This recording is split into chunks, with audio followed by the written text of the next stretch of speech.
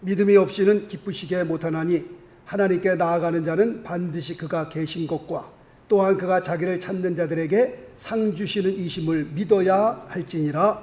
아멘. 할렐루야. 아멘. 오늘 읽어드린 히브리서 11장 6절 말씀에 보니까 믿음이 없이는 기쁘시게 못하나니 라고 기록되어 있습니다.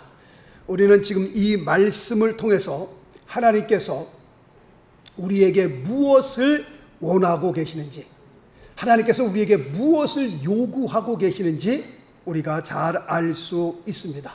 그러므로 하나님을 기쁘시게 해드릴 수 있는 방법은 무엇이냐? 그것은 믿음이다 라고 말씀하고 있습니다.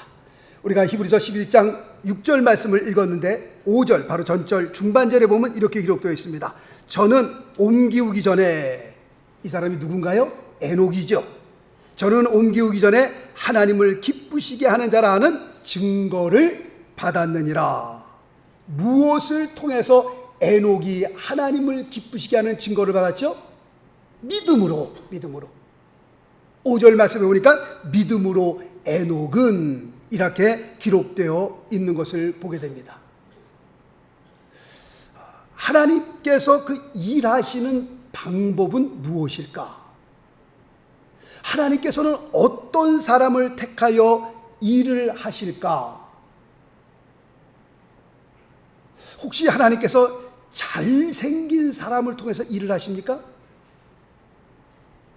그럼 못생긴 것도 억울한데 하나님께서 잘생긴 사람만 골라서 일을 하신다면 이 세상에 못생긴 사람은 어떻게 살라고요? 하나님께서 혹시 학력 높은 사람들만 골라서 일을 하시나요? 한국 교회의 그 큰 부흥은요, 사실 50년, 60년, 70년대에 한국 교회에 엄청난 부흥이 일어났습니다. 특별히 6.25 전쟁이 끝나고 난 다음에 그 성장 도표를 보면 막 이 도표가요 서서 올라갈 정도로 막 한국 교회에 어마어마한 부흥이 일어났습니다. 그런데 50년, 60년, 70년대에 한국에 어마어마한 교회의 부흥이 일어났는데 그때 목사님들은 많이 배우시지 못한 분들이었습니다. 사실 그때는요 무허가 신학교도 꽤 많았습니다. 그냥 대충 막 신학교 4년 때워가지고 나와가지고 그냥 나가서 개척들하면서 전도하면서 하나님의 교회가 엄청나게 부흥이 일어났습니다. 공부는 많이 못하셨어도 늘 그냥 막 역사하는 분들 보면은 그냥 산에 올라가서 늘 기도하시죠. 바위 위에 올라가서 밤새도록 기도하시고, 어떤 분들은 소나무를 붙들고 기도하시고 밤새도록 기도하시고 난 다음에 아침에 내려와서는 또 북 같은 거 메고 길거리 다니면서 복음을 전하시고, 많이 배우시지는 못하셨어도 하나님의 교회, 정말 한국의 교회는요 그때 어마어마한 부흥을 이루어내었습니다.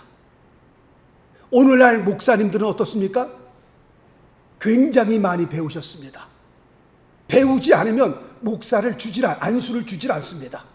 적어도 마스터 디그리를, 석사 학위를 받아야만 적어도 목사 안수를 받을 수 있습니다. 그리고 보통 다 박사학위 한두 개씩은 다 가지고 있습니다. 목사님들 공부들 많이 하셨습니다. 정말 공부 많이 하셨는데, 그런데 오늘날 교회는 어떻습니까?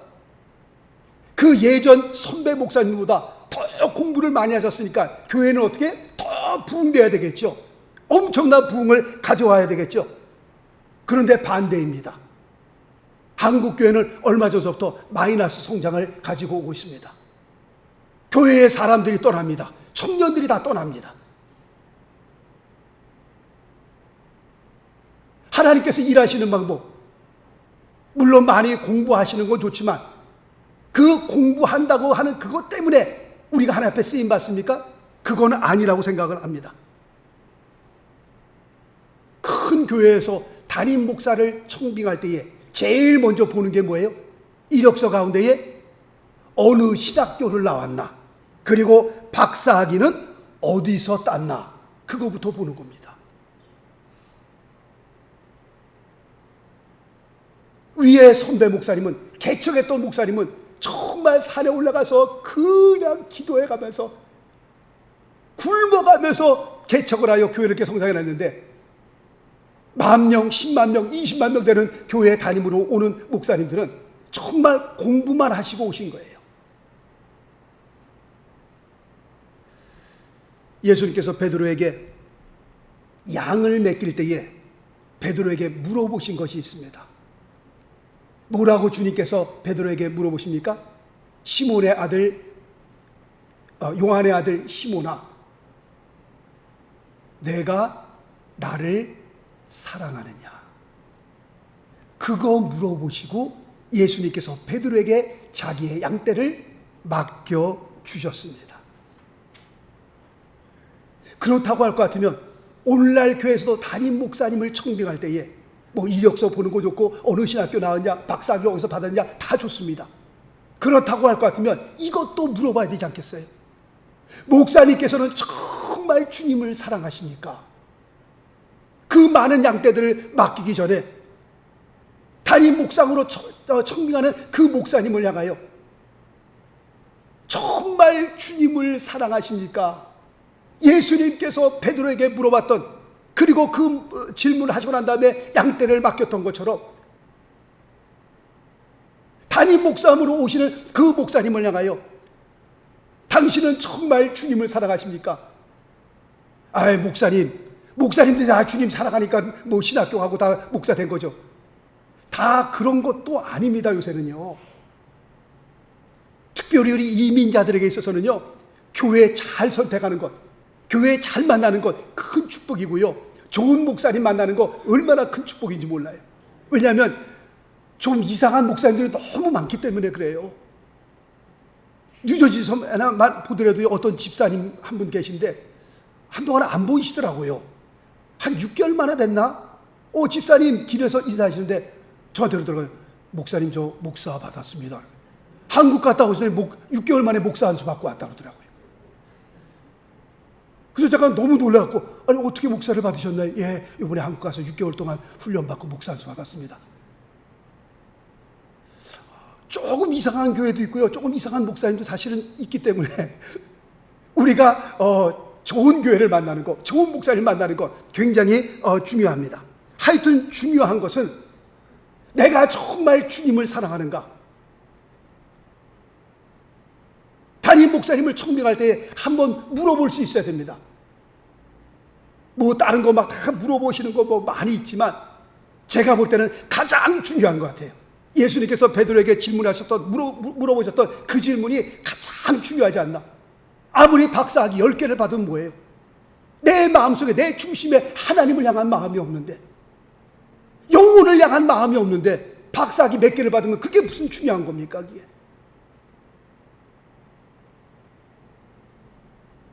정말 주님을 사랑하십니까? 그 확답 받고 그 다음에 교회를 맡겼으면 좋겠다라고 하는 생각이 듭니다. 예수님께서 이 세상에 오셔서 사역을 하실 때에 칭찬했던 사람들은 어떤 사람들이었느냐?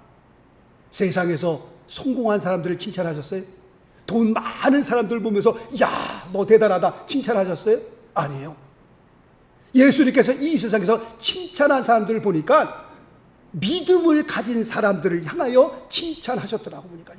자, 말씀 볼까요? 마태복음 8장 10절 말씀해 보니까 내가 진실로 너희에게 이르노니 이스라엘 중 아무에게서도 이만한 믿음을 만나보지 못하였노라. 무슨 말입니까? 칭찬하는 겁니다. 야, 너 정말 믿음 크구나. 너 정말 믿음 대단하구나. 너만한 믿음을 내가 여기서 본 적이 없어. 너 굉장한 믿음을 가졌구나. 칭찬하는 말씀입니다. 그 다음 절을 보면 마가복음 2장 5절 말씀 보니까 예수께서 저희의 믿음을 보시고 중풍병자에게 이르시되 소자야 뇌 죄사함을 받았느니라 라고 말씀하고 있습니다. 믿음을 보시고, 그 믿음을 보시고 중풍병자에게 너의 죄사함을 받았다라고 말씀하고 계십니다. 그 다음 절 볼까요? 누가복음 18장 8절 말씀 보니까 그러나 인자가 올 때에 세상에서 믿음을 보겠느냐 하시니라. 무슨 뜻입니까? 믿음을 보시겠다는 겁니다. 주님 다시 오실 때에 뭘 보는 거예요? 믿음 보는 거예요. 믿음. 주님께서 칭찬하신 사람들 보면 주님 다시 오실 때 주님께서 사람을 구원받은 사람들을 부르실 때에 그들의 믿음을 보신다라고 말씀하고 있습니다. 만약에 하나님께서 사람의 얼굴이나 생김새, 겉모양을 보고 사람을 택하셨다면 다윗이라고 하는 사람은 이스라엘의 두 번째 왕이 결탄코 될 수 없었습니다. 하나님의 말씀이 사무엘 선지자에게 임했습니다. 이제 사울 왕을 제하시고 두 번째 왕을 세워야 할 텐데 하나님께서 사무엘 선지자로 하여금 이새의 집으로 가게 하셨습니다. 하나님의 음성을 듣고 이새의 집에 갔습니다. 그리고 하나님께서 이제 당신들의 아들 가운데 한 명을 기름을 부을 텐데 아들을 불러오라. 그래서 아들 8명이 있었는데 7명을 불러왔습니다. 근데 첫 번째 아들 엘리압을 보니까 이야, 이 사람이다. 하나님께서 이 사람을 두 번째 왕으로 세우겠구나 라고 생각이 들었습니다. 왜 그런 겁니까? 키도 크고요, 잘생겼습니다. 보니까 홀딱 반하겠어요. 남자가 남자로 봐도 이야, 이 사람 같으면 충분히 두 번째 왕이 되겠다 하고서 그에게 기름을 부으려고 했는데 하나님의 말씀이 그에게 임했습니다. 자, 말씀 볼까요? 사무엘상 16장 7절 말씀 보니까 여호와께서 사무엘에게 이르시되 그 용모와 신장을 보지 말라. 내가 이미 그를 버렸노라. 나의 보는 것은 사람과 같지 아니하니 사람은 외모를 보거니와 나 여호와는 무엇을 보느니라? 중심을 보느니라 라고 말씀하고 있어요. 사무엘 선지자가 그 큰아들을 보니까 너무 마음에 드는 거예요. 하나님의 말씀이 아니라는 겁니다. 겉모양을 보지 말라는 겁니다.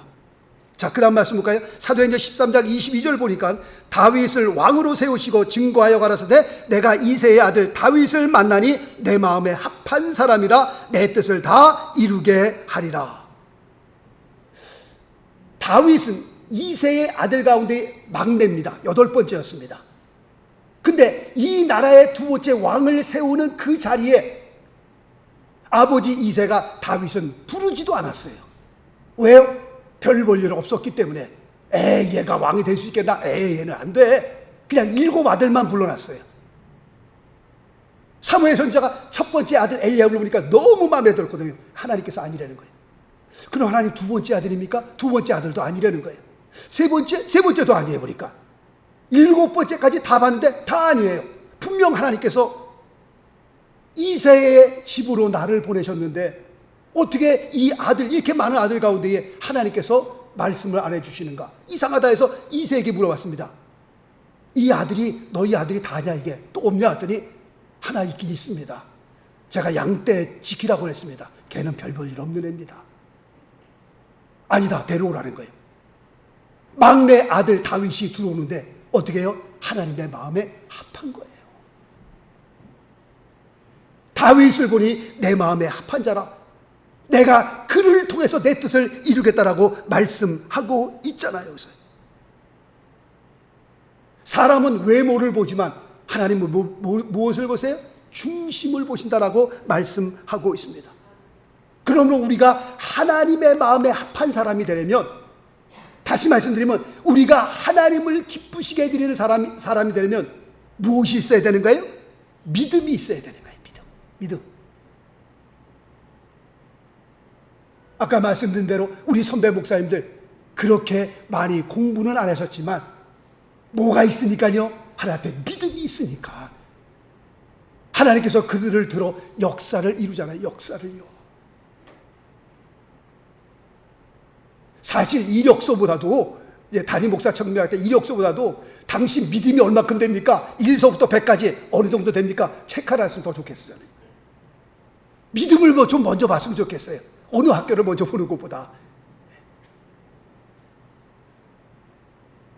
약 100년 전에 시카고의 D.L. 무디 목사님, 정말 무식한 목사님이었습니다. 그러나 하나님 앞에 무엇을 가지고 있으니까? 믿음 가지고 있으니까. 한 시대에 정말 귀하게 사용당하잖아요. 맨 처음에 설교할 때 한 5분 정도는요, 이게 영어도 급이 있잖아요, 영어가. 한국말처럼 뭐 똑같은 게 아니라 영어도 다 쓰는 단어 뭐 이런 문법 같은 게 급이 있다고요. 이게 처음에 무식하니까 설교를 하면요 사람들이 맨 처음에 막 웃습니다. 그냥 저기저기서 피피 웃고요. 뭐 좋은 단어를 사용하나 아니면 문법이 잘 맞나. 처음 설교 5분 동안에 사람들이요 그냥 웃기도 하고 하지만 10분 지나가고 20분 지나고 30분 지나가면요 사람들 눈에서 눈물이 나오기 시작하고요. 회개가 터지기 시작하고요. 비록 많이 못 배웠지만 마음속에 뭐가 있으니까요. 하나님을 향할 열정이 있으니까. 하나님을 사랑하는 그 뜨거운 마음이 있으니까. 믿음이 있으니까 그 믿음이 전달되면서요. 회개의 역사가 일어나면서요. 엄청난 미국의 큰 부흥을 일으켰던 사실이, 역사의 사실이 있습니다. 하나님은 누구를 통해서 역사하시느냐? 믿음 있는 사람. 요한의 아들 시몬아 내가 나를 사랑하느냐. 하나님을 사랑하는 사람들을 통해서 하나님은 역사하시는 겁니다. 하나님의 마음에 합하려면, 하나님을 기쁘시게 되려면 무엇이 있어야 된다고 말씀드렸어요? 믿음이 있어야 돼요. 그렇다고 할 것 같으면 믿음은 무슨 일을, 어떤 일을 합니까? 라고 하는 질문에 오늘 히브리서 11장 6절 말씀해 보니까 첫 번째로 하나님이 계신 것을 믿게 합니다.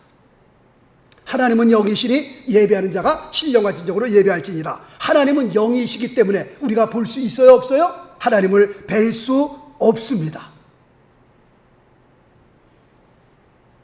그런데 모세가 하나님을 향해 이렇게 기도합니다. 주의 영광을 내게 보이소서. 다시 말씀드리면 하나님의 모습을 내게 보여주옵소서. 그런 의미입니다. 하나님을 보여달라는 모세를 향하여 하나님께서 이런 말씀을 하십니다. 말씀 볼까요? 출애굽기 33장 20절 말씀 보니까 내가 내 얼굴을 보지 못하리니 나를 보고 살 자가 없음이니라 라고 말씀하고 있어요. 내가 내 모습을 너에게 보여주고 싶지만 그 거룩하신 하나님, 죄 많은 우리들이 그 하나님을 만나게 되면 죽는 겁니다. 그 자리에서. 가끔 말씀을 드리는 겁니다만 그 잃어버린 법궤, 로스트 아크, 옛날에 나온 영화 맨 마지막 장면에 그 법궤 뚜껑을 열잖아요. 그 속죄소 뚜껑을 열 때에 그 주인공이 뭐라고 그래요? 그게 묶여있는 채로 그 뒤에 있는 자에게 눈을 감고 눈을 뜨지 말라, 보지 말라 그러잖아요. 그래서 눈을 감고 있는데 그 뚜껑을 여는 그 순간에 거기서 막 그 연기 고스트 같은 게 나오면서 막 나오는데 그 사람들이 그걸 보면서 와, beautiful, so beautiful 막 그러는데 그것이 영이 확 나오고 거기 사람을 다 녹여 죽이잖아요. 영화지만 오늘 말씀처럼 출애굽기 33장 20절 말씀처럼 사람이, 죄 많은 사람이 거룩하신 하나님을 뵙게 되면 죽는 겁니다. 그냥 뵐 수가 없는 겁니다. 감히 하나님을 쳐다볼 수 없는 겁니다. 그런데 믿음이 우리 안에 들어오면요, 믿음이 우리 안에 자리를 잡게 되면 하는 일이 뭡니까? 살아계신 하나님, 영이신 하나님을요 그냥 믿게 되는 겁니다. 무슨 설명이 필요 없어요. 이건 이런 거고 이건 저런 거고 막 설명 같은 거 필요 없어요. 믿음이 내 안에 들어오면 살아계신 하나님, 그 하나님이 그냥 믿어지는 겁니다. 아멘이십니까? 네. 믿음이 내 안에 자리를 잡으면 그 영이신 하나님, 보이지 않는 하나님을 우리가 믿고 섬길 수 있게 되는 겁니다. 자, 또 말씀 보겠습니다. 히브리서 11장 27절. 믿음으로 애굽을 떠나 임금의 노함을 무서워 아니하고 곧 보이지 아니하는 자를, 누구예요? 하나님이시죠. 보이지 아니하는 자를 보는 것 같이 하여 참았으며, 보이지 않는 자를 보는 것 같이 하여, 무엇이 있으니까요? 믿음이 있으니까. 내 안에 믿음이 들어가니까요, 온 우주 만물을 창조하신 그 하나님을 내가 믿고 섬기게 되는 겁니다. 당신 보지도 않았는데, 보지 않았지만 그럼에도 불구하고 살아계신 하나님이 믿어지는 겁니다. 이게 바로 믿음이 하는 역사입니다. 창세기 1장 1절 말씀, 태초에 하나님이 천지를 창조하시니라. 하나님이 천지 창조한 거 봐서? 못 봤죠, 당연히. 그럼에도 불구하고 믿음이 내 안에 들어오니까요, 믿어진다니까요. 창세기 1장 1절 앞에요. 그 하나님 말씀 앞에 무릎을 꿇게 된다니까요. 아름다운 산을 보게 되거나 파란 하늘을 보게 되거나 무슨 폭포수를 보게 되면 이게 하나님의 솜씨인 것을요 그냥 느껴지는 거예요. 봄, 여름, 가을, 겨울이 지날 때마다 하나님께서 이 세상을 입히시고 또 벗기시고 입히시고 벗기시고 하는 그 모든 것을 보면서 하나님의 솜씨가 대단하구나. 어떤 분은 그랜드 캐년을 보면서 아침부터 뭐 저녁까지 있었다고 그래요. 너무너무 아름다우니까 막 그냥 그걸 보면서 찬양이 절로 나온다고 그러잖아요. 주님의 높고 위대하심을 내 영혼이 찬양하네. 참 아름다워라. 주님의 세계는, 아름다운 세계를 보면요, 야, 이게 우리 하나님의 작품이구나, 하나님의 솜씨구나. 과일을 자를 때마다 그 과일 안에 있는 그 신묘한 것을 보면서, 야, 어떻게 이렇게 하나님께서 만드셨을까? 과일 하나하나를 보면서 신기하고 놀랍고, 하나님의 형상과 하나님의 모양대로 만든 우리의 사람을 보면서 또 놀래고, 야, 하나님께서 우리의 사람을 어떻게 이렇게 만드셨을까? 정말 시편에 나온 것처럼 신묘막측하잖아요. 어떻게 하나님께서 사람을 이렇게 구조를 만드셨을까? 보면 놀랬고 보면 또 놀래고요. 할렐루야. 믿음이 들어오니까요, 살아계신 하나님이 그냥 믿어지는 겁니다. 하나님의 역사를, 하나님의 능력을 보면서요, 그 하나님의 능력을 찬양하고요. 갈보리산 위에서 돌아가신 예수님 생각하면 눈물 나고 너무 감사하고, 어떻게 나 같은 죄인을 위해서 그렇게 십자가에서 그렇게 고통을 당하셨을까? 부활하신 주님을 생각할 때 또 감사하고, 당신이 봤어, 갈보리 십자가에 있었어, 그때 2000년 전에 그 부활하신 예수님 당신이 봤어? 보지 못했지만 그럼에도 불구하고 믿음이 내 안에 들어오니까 믿어지는 겁니다. 천당과 지옥도 마찬가지죠. 천당과 지옥을 생각할 때 한 번도 가본 적이 없지만 그냥 믿어지는 겁니다. 그게 내 안에 믿음이 들어오니까요, 그 아름다운 천국, 요한계시록 20장, 21장, 22장에서 말하고 있는 그 아름다운 천국, 우리가 가야 할 본향이구나, 정말 아름다운 곳이구나. 흥분되죠. 흥분돼. 예수 그리스도를 모르는 사람들 죽음으로 다 끝나는 줄 알고, 죽음이 가까이 오게 되면 막 무서워서 용을 치잖아요. 힘을 쓰잖아요. 막 그냥 막 무섭다 그러고 그냥 어둡다 그러고 그냥 막. 그러나 성경에서 보면 우리 크리스찬들은 죽음을 뭐라고 말씀하고 있어요? 잠자는 거라고 얘기하죠. 잠잔다. 그리스도 안에서 안식한다고 얘기하잖아요. 믿음이 없는 사람은 그 말도 안 되는 진화론을요, 진리로 받아들입니다. 진리로. 믿음이 있는 사람들이 진화론을 보게 되면 이거 정말 어이도 없는 일이죠. 우습죠, 정말. 그냥 한 사람의 그 티어리예요. 그냥 이론이에요. 자기가 생각하고 공부한 거를 그냥 한번 그냥 어떤 설로 만든 겁니다. 이 말도 안 되는 이 진화론을 진리인 것처럼, 진짜인 것처럼 받아들이는 거 보면 우리 믿음 있는 사람들은 정말 웃긴단 말이죠. 이게 정말 바라옵기는 학교에서도 창조론을 좀 가르쳤으면 좋겠어요. 우리 크리스찬들이요, 그 교육계에 다 좀 들어가고선 믿음이 있는 사람들이 진화론 말고 우리 창조론도 같이 좀 집어넣자. 그래갖고선 교과서에 창조론도 좀 나왔으면 좋겠어요. 창세기 1장 1절 말씀과 함께 지금 자라나는 어린이들에게 창조론을 가르쳤으면 얼마나 좋을까라고 하는 생각이 듭니다. 믿음이 하는 일이 뭡니까? 살아계신 하나님을 믿고 섬기게 하는 거예요. 두 번째로는 오늘 11장 6절 말씀 보니까 상 주시는 하나님을 믿게 합니다. 하나님 앞에서는 절대로 공짜가 있어요, 없어요? 있어요, 없어요?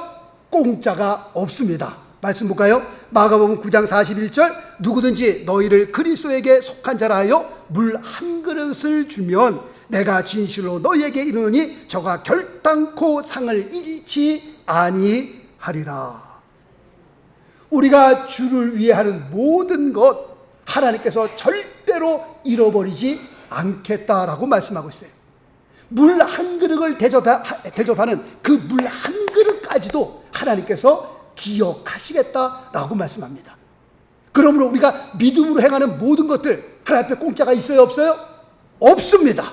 또 말씀 볼까요? 사도행전 10장 4절 말씀 보니까 고넬료가 주목하여 보고 두려워 가로되 주여 무슨 일이니까? 천사가 가로되 너의 기도와 구제가 하나님 앞에 상달하여 기억하신 바가 되었으니 라고 말씀하고 있습니다. 그러므로 우리가 주의 일을 할 때에 아무도 나를 알아주지 않는다? 괜찮습니다. 오른손이 하는 것 왼손이 몰라준다? 그것도 괜찮습니다. 왜 그런 겁니까? 우리는 사람을 보고 사람에게 하는 것이 아니기 때문에 그렇습니다. 우리가 봉사하는 모든 것 누가 지금 보고 계시는 거예요? 하나님께서 보고 계시는 거예요. 우리가 행하는 모든 일들, 믿음을 가지고 주님을 위해서, 주님의 나라를 위해서, 교회를 위해서 하는 모든 것들 누가 기억하시는 거예요? 하나님이 기억하시는 거예요. 목사님이 기억 안 해도 괜찮습니다. 장로님, 권사님들이 기억 안 해줘도, 칭찬 안 해줘도 괜찮습니다. 우리가 믿음으로 행하는 모든 것 누가 보고 계시는 거예요? 하나님이 보시고. 누가 기억해 주시는 거예요? 하나님께서 기억해 주고 계시는 겁니다. 말씀 보겠습니다. 누가복음 22장 12절 보라 내가 속히 오리니 내가 줄 상이 내게 있어 각 사람에게 그의 일한 대로 갚아 주리라. 천국에 가면 상이 다 똑같을까요? 다를까요? 제가 믿기로는 다 다를 것 같습니다.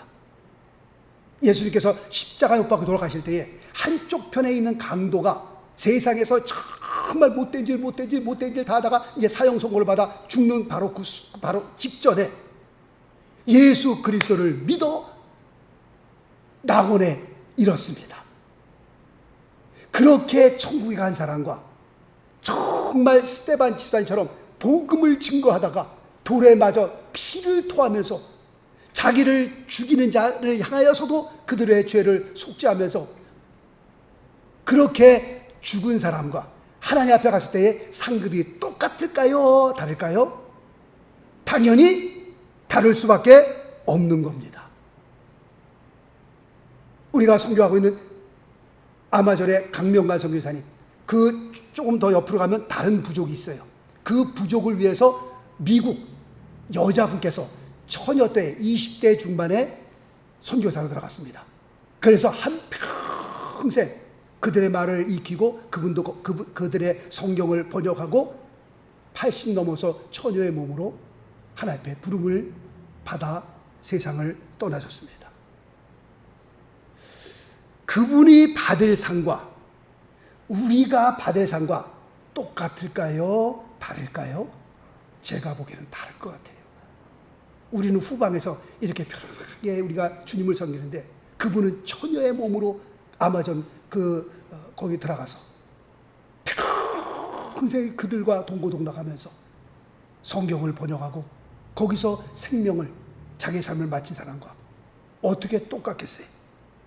그러나 우리에게도 소망은 있습니다. 왜 그렇습니까? 선지자에게 물 한 그릇 대접한 그것도 잊지 않으시는 좋으신 하나님, 주님을 위해 헌신한 그 모든 것 하나님께서 기억하고 계신 좋으신 하나님, 우리가 그 하나님, 다시 말씀드리면 절대로 공짜가 없으신 하나님, 우리 그렇게 위대하신 분들은 또 위대하신 분대로 받을 상급이 있지만 우리는 또 후방에서 우리 나름대로 뭐가 있어요? 하나님을 위해서 헌신한 그 모든 것들을 하나님께서 기억하시고 하나님께서 상급을 주신다라고 하는 것을 꼭 기억하실 수 있기를 바라겠습니다.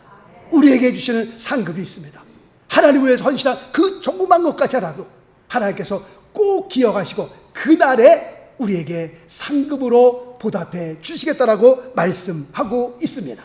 자, 마지막으로 우리 빌립보서 3장 14절 말씀 볼까요? 표대를 향하여 그리스도 예수 안에서 하나님이 위에서 부르신 부름의 상을 위하여 쫓아가노라. 이것은 사도 바울의 신앙의 고백이었습니다. 그가 거듭나고 나온 다음에 평생을 위에서 부르신 부름의 상을 위하여 복음을 증거하며 평생을 살았던 사도 바울의 신앙의 고백이었습니다. 그렇다고 할 것 같으면 바울의 신앙의 고백이 우리의 신앙의 고백이 되어서 우리가 물과 성령으로 거듭나고 난 다음에 하나님의 자녀가 되었을진데 우리의 남은 생에 우리가 어떻게 살든지 하나님께서 우리를 부르신 그 부름의 상을 위하여 정말 믿음의 작품 하나 만들고 갔으면 좋겠다라는 생각이 듭니다. 우리가 이 세상을 떠나고 난 다음에도 우리 자녀들이 엄마 아빠를 생각할 때, 야, 정말 믿음의 사람이었다. 우리도 그렇게 살아야 할 텐데,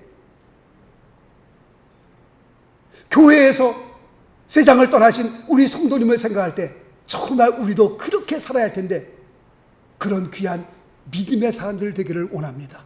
위에서 부르신 하나님의 부름의 상, 분명히 물 한 그릇 대접한 그것까지도 기억하시는 좋으신 하나님, 우리의 남은 생에 우리가 조금 있으면 다 이 세상을 떠날 텐데, 10년 후에 떠나고 20년 후에 떠나고 30년 후에 우리가 다 떠날 텐데, 하나님 앞에 섰을 때에 착하고 충성된 종아라고 하는 그런 귀한 말씀을 들을 수 있게 되시길 예수 그리스도 이름으로 축원합니다. 기도하겠습니다.